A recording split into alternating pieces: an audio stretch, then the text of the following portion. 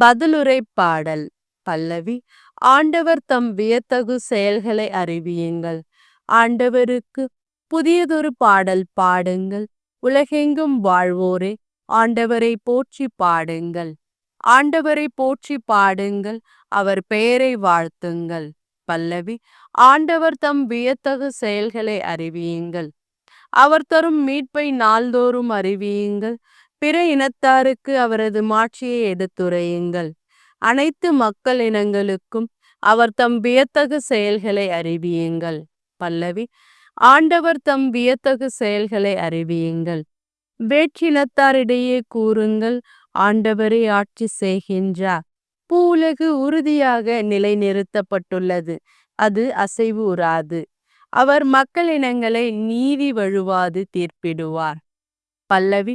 ஆண்டவர் தம் வியத்தகு செயல்களை அறிவியுங்கள்.